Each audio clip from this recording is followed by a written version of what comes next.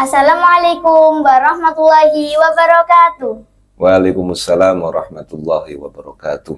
Halo teman-teman semua, bagaimana kabarnya? Lancar kan puasanya? Semoga kita semua selalu dalam lindungan Allah Subhanahu wa Ta'ala.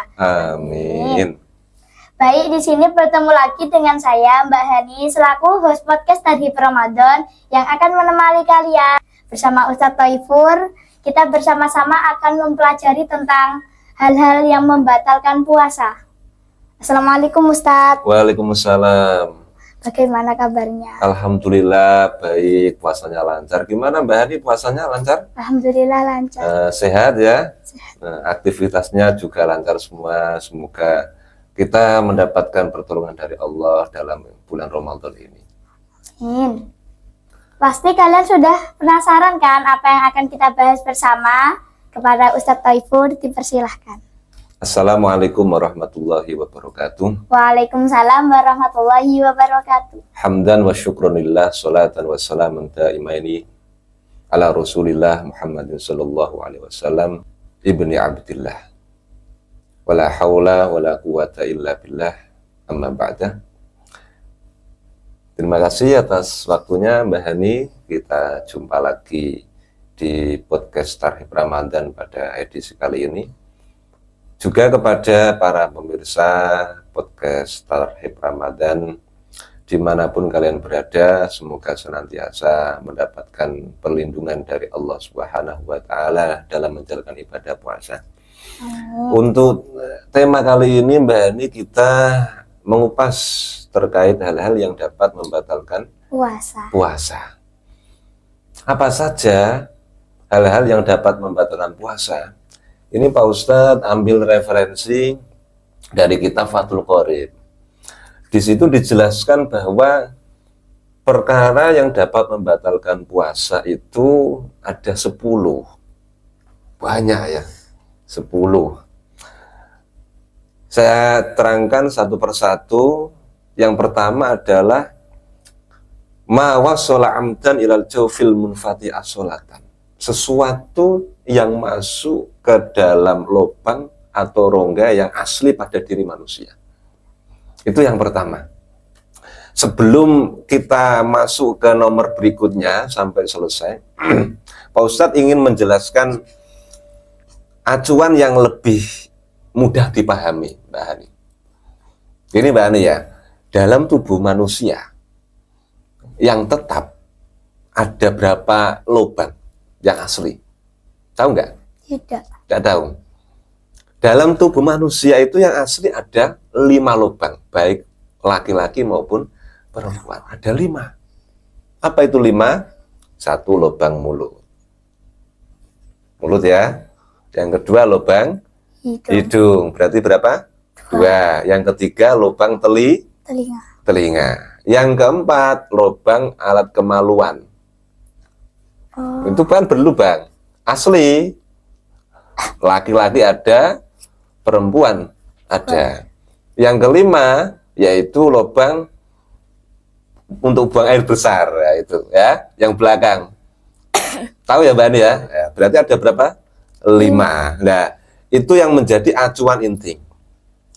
Sehingga apapun yang masuk melewati atau lewat di antara 5 lubang tadi itu dapat membatalkan puasa. Tapi untuk mulut itu nanti ukurannya ketika sudah masuk tenggorokan. Kalau masih di lidah nggak apa-apa, nggak apa-apa. Jadi semisal sampean icip, mencicipi makanan, terus sampean muntahkan atau bukan muntahkan, bahasanya sampean ludahkan, itu nggak apa-apa. Berarti sampean mencicipi makanan, kemudian sampean ludahkan lagi, makanannya nggak masuk, nggak apa-apa. Tapi makruh ya. Tapi nggak apa-apa. Yang penting tidak masuk ke tenggorokan. Apapun yang masuk lewat mulut ke tenggorokan, lewat hidung, lewat telinga, lewat kemaluan, lewat dubur, itu semuanya dapat membatalkan puasa. Jika lewat itu yang menjadi acuannya. Yang berkaitan dengan membatalkan apa? Puasa. Kemudian yang kedua ini yang tidak lazim, tidak asli, tapi hanya tertentu ini, Mbak Hani. Yaitu ketika semisal ada orang di situ punya luka, punya luka di otaknya, terbuka. Kemudian dimasuki sesuatu lewat luka itu, tembus ke sumsum otak manusia. Hanya itu saja tapi. Karena sebetulnya itu bukan lubang asli, karena lubang hasil ada luka di kepala. Hanya itu saja. Itu namanya kalau bahasa Arabnya makmumah. Makmumah itu adalah luka yang tembus pada selaput atau jaringan otak. Nah itu ketika ada sesuatu yang masuk lewat itu, batal puasanya. Tapi hanya khusus bahas otak ya. Selain itu harus lewat 5 lubang yang asli tadi. Ya. Jadi selain itu batal? Selain itu ketika masuk ke 5 lubang tadi, itu pokoknya batal. Kalau enggak lewat 5 itu enggak batal. Berarti kalau enggak lewat 5 enggak batal. Oleh karenanya, yang nomor 3 itu adalah huknah. Huknah itu kalau zaman sekarang diartikan suntik, tapi bukan suntik pemahaman kita ya. Suntik di sini artinya suntik yang di situ khusus dimasukkan lewat kemaluan. Apa itu ya? Ya bisa jadi Mbak Hani. Ada. Berarti obat yang dimasukkan lewat kemaluan seseorang. Itu namanya huknah. Atau ada yang mengatakan kalau lewat kemaluan bukan huknah, tapi namanya takdir. Kalau lewat dubur namanya huknah. Tapi nggak masalah, artinya apa? Baik itu lewat jalur depan, alat kemaluan, alat kelamin, atau lewat dubur, jalur belakang. Kalau ada obat dimasukkan lewat situ, itu dapat membatalkan puasa. Jadi disuntik lewat alat kelaminnya, lewat lubangnya, memasukkan sesuatu batal. Atau lewat duburnya ya, itu disuntikkan batal. Kemudian selanjutnya yang nomor 4 adalah memuntahkan apa yang ada di perut dengan disengaja. Tapi sengaja Mbak Hani. Kalau nggak sengaja nggak apa-apa. Artinya ada orang semisal tiba-tiba kok nggak bisa menahan tubuhnya, agak gimana, agak meriang atau apa, terus seketika muntah. Nggak bisa ditahan, pokoknya muntah sendiri saja, itu batal nggak puasanya? Nggak batal. Kenapa? Karena nggak sengaja. Yang batal itu kalau sengaja. Contoh Mbak Hani, perutnya agak nggak enak ya, ini kayaknya pengen muntah saya, terus sampean jarinya masukkan ke mulut, biasanya gitu kan ya, agar cepat Pak muntah. Nah itu berarti karena dia ingin memuntahkan, maka batal. Tapi kalau tidak ada keinginan, tiba-tiba keluar sendiri muntahnya, maka nggak batal. Jadi yang batal kalau sengaja memuntahkan sesuatu yang ada di dalam perut. Tapi kalau tidak disengaja, karena naluri tubuh mengeluarkan muntah, maka nggak apa-apa, puasanya tetap sah. Kemudian yang selanjutnya Mbak Ani, yaitu ketika ada seorang suami istri melakukan hubungan, itu juga dapat membatalkan puasa. Itu untuk suami dan istri. Selanjutnya yang nomor 6 adalah mengeluarkan sperma, tapi di situ lewat cara atau sesuatu yang dilarang, yaitu dengan tangannya atau mungkin dengan tangan istrinya, tapi yang di situ ada unsur dia niat ingin keluar sperma. Orangnya pingin niat. Kalau ada orang di situ kebiasaannya cuma melamun saja, melihat-lihat, atau di situ dia berimajinasi kok kebiasaannya keluar sperma, maka dia harus menghindari itu. Harus menghindari itu. Kenapa? Karena untuk dirinya hal seperti itu dapat mengakibatkan perkara yang membatalkan puasa.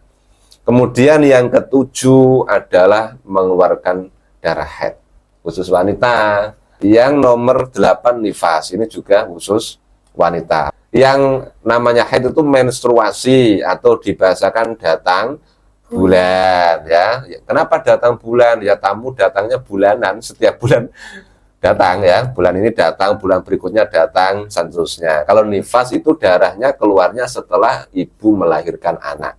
Jadi ada ibu mengandung, melahirkan, setelah melahirkan kok keluar darah, namanya darah apa? Nifas. Ya, ketika ada orang semisal saja orang puasa keluar darah nifas, maka batal puasanya. Sebetulnya tidak harus menunggu nifas sebetulnya. Artinya wanita melahirkan sendiri ya, itu menurut pendapat yang kuat juga batal. Jadi ada wanita semisal masih kuat puasa walaupun hamil, ternyata di hari itu melahirkan. Ini menurut pendapat di situ tetap langsung batal. Karena apa? Karena mengeluarkan sesuatu dari dalam. Apa itu bayi? Karena bayinya keluar dari rahim atau perut ibunya. Kemudian yang 9 adalah gila. Gila ini dapat membatalkan puasa. Dan dia juga nggak wajib puasa. Ada orang Mbak Hani ya, ada orang itu asalnya waras, normal. Tiba-tiba ketika dia melaksanakan puasa di siang hari, dia stres, gila. Akalnya hilang, nggak karu-karuan. Seketika itu puasanya batal. Walaupun sebelumnya dia sahur ikut sahur, waras.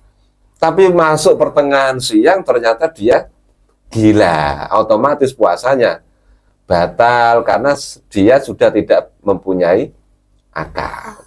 Bagi dia kalau gilanya masih, besoknya nggak wajib puasa.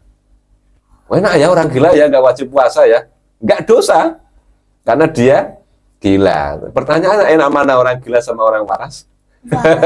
Enak waras. Kenapa? Kalau orang waras bisa berpuasa dapat pahala. Kalau orang gila nggak bisa dapat pahala, nggak bisa gini, nggak bisa gitu. Dia tidak ada tuntutan melakukan kewajiban dan sebagainya, nggak enak-enak. Jadi orang waras ya Mbak ya.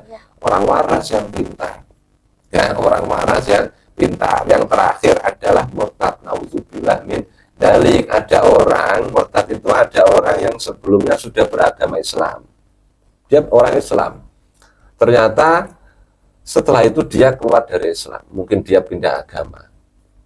Jadi ada orang itu semisal ya Mbak ini ya tanggal 1 Ramadan, 2 Ramadan dia masih beragama Islam. Masuk hari ketiga Ramadan masih Islam. Tapi mungkin di hari ketiga itu dia bertemu dengan orang yang tidak beragama Islam, orang non-muslim, terus dia ikut agamanya. Berarti dia keluar agama Islam. Itu namanya apa? Murtad. Berpindah agama. Iya, itu namanya murtad. Maka kita jangan sampai seperti itu. Itu otomatis puasanya batal. Dan dosanya besar sekali itu. Wah, luar biasa itu dosanya itu. Maka kita meminta perlindungan kepada Allah jangan sampai kita itu orang yang murtad. Semoga iman kita tetap, Islam kita tetap, kita diberikan kekuatan beribadah kepada Allah. Jadi gini Mbak Ani, dari sekian perkara yang membatalkan puasa yang telah Pak Ustadz sebutkan, itu garis besarnya tadi. Sebagian besar itu berkaitan dengan lubang tadi. Berapa tadi lubangnya? 5 apa saja tadi? 1 lubang mulut, 2 lubang hidung, terus lubang telinga, lubang dari kemaluan, terus lubang untuk buang air besar atau dubur bahasanya ya. Itu kesemuanya di situ. Keluar sperma itu kaitannya dengan kemaluan. Terus menyuntikkan sesuatu lewat kelamin, lewat dubur itu juga urusannya dengan kemaluan. Kemudian ada lagi haid, nifas, itu ya hubungannya dengan kemaluan. Nggak ada orang haid, nifas keluar lewat mana? Udel, pusar, nggak ada. Ya lewatnya itu, situ ya. Hubungannya di situ. Yang tidak berkaitan dengan itu paling apa? Yaitu gila karena sudah tidak berakal dan murtad. Selain itu berkaitan dengan yang tadi. Ada suami kumpul dengan istrinya, bersetubuh dengan istrinya itu juga kaitannya dengan alat kelamin juga. Jadi secara umum, ketika ada sesuatu yang masuk lewat salah satu dari 5 lubang tadi, 5, maka dapat membatalkan puasa. Itu secara umumnya gitu. Atau beberapa hal yang keluar lewat salah satu lubang itu. Tidak harus semuanya, ya beberapa hal saja. Contohnya apa?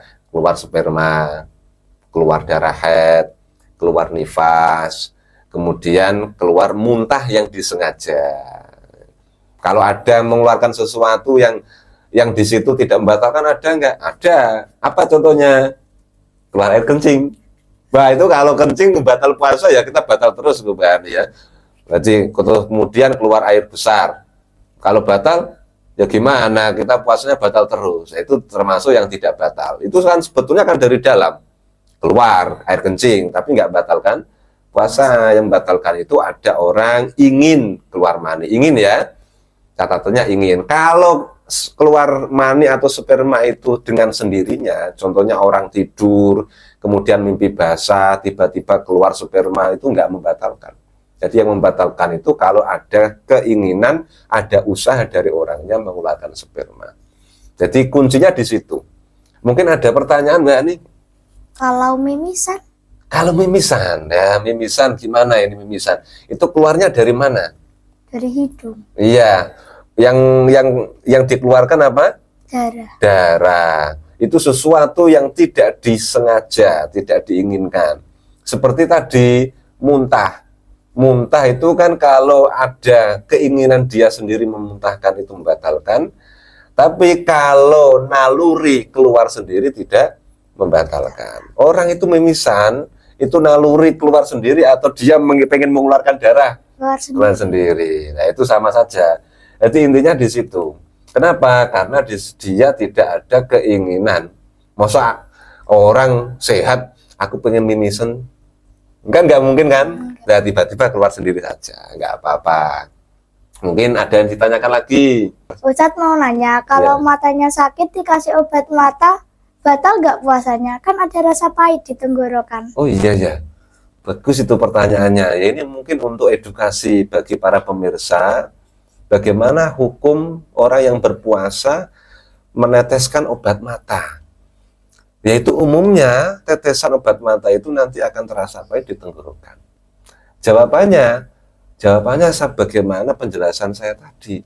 Karena mata itu tidak bagian dari salah satu lubang yang ada 5. Maka memasukkan apapun lewat mata itu tidak dapat membatalkan puasa. Berarti intinya orang yang sedang berpuasa meneteskan obat mata di matanya, walaupun nantinya akan merasakan rasa yang pahit di tenggorokan, puasanya tidak batal. Puasanya tetap sah, walaupun ada rasa. Kenapa? Karena andaikan di situ kok dia merasakan rasa yang pahit, itu bukan lewat lubang atau rongga yang asli, itu lewatnya pori-pori. Berarti mata itu nggak ada lubang asli, tapi lewatnya pori-pori seperti kulit. Makanya kadang bisa merasakan pahit yang ada di tenggorokan. Sama gini Mbak Hani, seperti orang yang pakai sampo. Pernah nggak merasakan ketika pakai sampo itu terasa pahit? Belum pernah ya? Belum. Nanti kalau sampan pakai sampo banyak, itu ada yang nanti tenggorokannya terasa pahit. Kenapa? Karena sampo ini meresap lewat pori-pori kepala sampai tenggorokan. Jadi ya pakainya banyak, jadi terasa pahit. Kemarin Pak Ustadz pernah ditanya seperti itu. Pak Ustadz, saya kalau pakai sampo tuh kok terasa pahit katanya gitu. Nah itu lewatnya lewat pori-pori sama seperti mata. Jadi nggak apa-apa, orang puasa pakai sampo ya nggak batal. Walaupun nanti akan ada rasa pahit-pahitnya. Pakai obat mata juga tidak batal. Pokoknya kuncinya 5 lubang tadi pokoknya. Kalau nggak 5 lubang tadi, maka tidak batal puasanya. Ustadz mau tanya, kalau seumpama disuntik kan masukkan cairan di tubuh, terus batal nggak puasanya?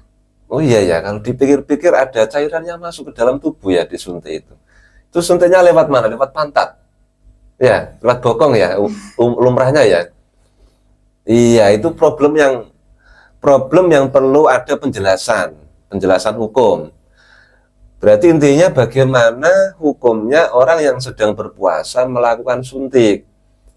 Ya, karena tadi ada penjelasan terkait suntik, tapi mungkin yang ditanyakan adalah suntik yang biasa disuntikkan lewat pantatnya atau mungkin lewat lengannya, ya Mbak Ani ya.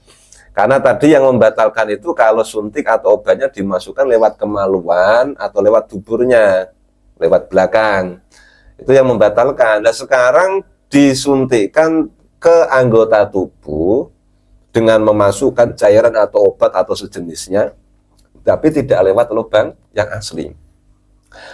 Sebetulnya Mbak Hani, terkait permasalahan suntik ini, ulama itu banyak perbedaan pendapat. Tapi Pak Ustadz mengambil satu garis besarnya saja, agar konsisten dengan penjelasan tadi. Apa? Pak Pak Ustadz mengambil yang mengatakan tetap tidak batal.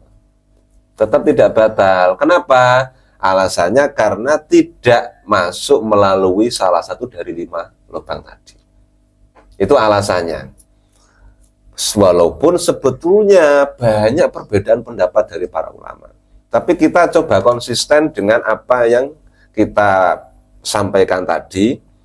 Sebagaimana dalam kitab-kitab salaf itu ada penjelasan. Saya bacakan ya. Fala yadurru wuqu'ul kahli minal aini awid duhni wa in wajadalahu asaron bibatinihi bitasyarrubil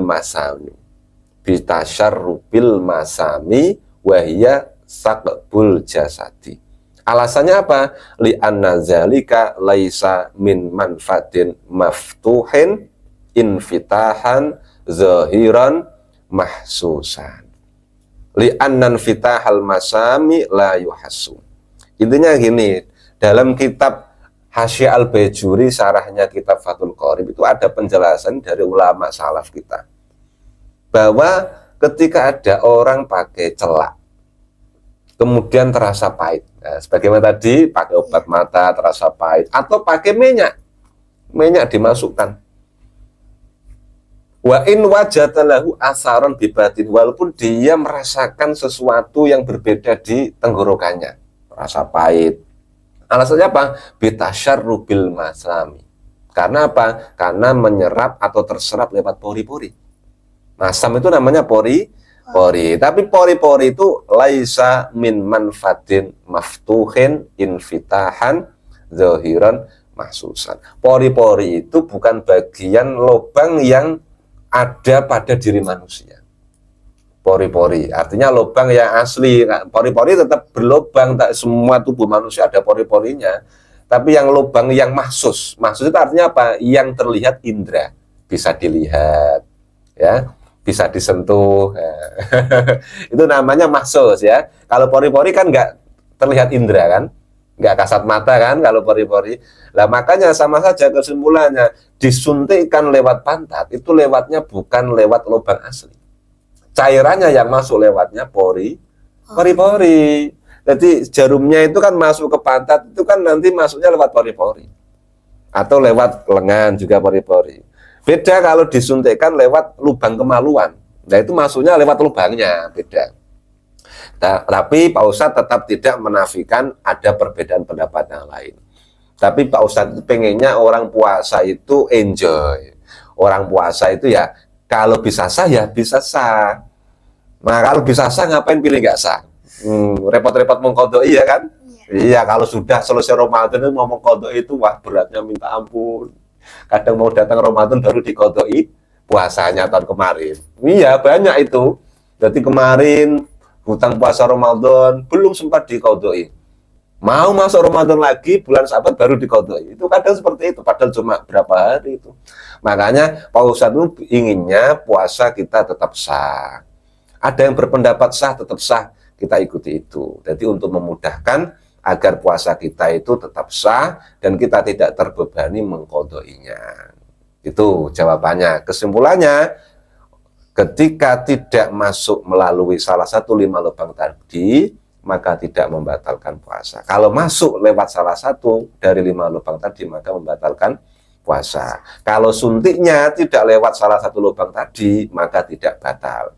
Tapi kalau suntiknya lewat salah satu tadi, entah disuntikkan lewat lubang telinga, lubang hidung, lubang mulut, atau yang lainnya tadi, maka batal. Tapi kalau lewat pantat, lewat lengan, atau mungkin lewat yang lainnya, yang bukan dari 5 lubang tadi, maka tidak batal. Itu kesimpulan dari hal-hal yang dapat membatalkan puasa. Pokoknya kuncinya sampean pahami 5 lubang tadi.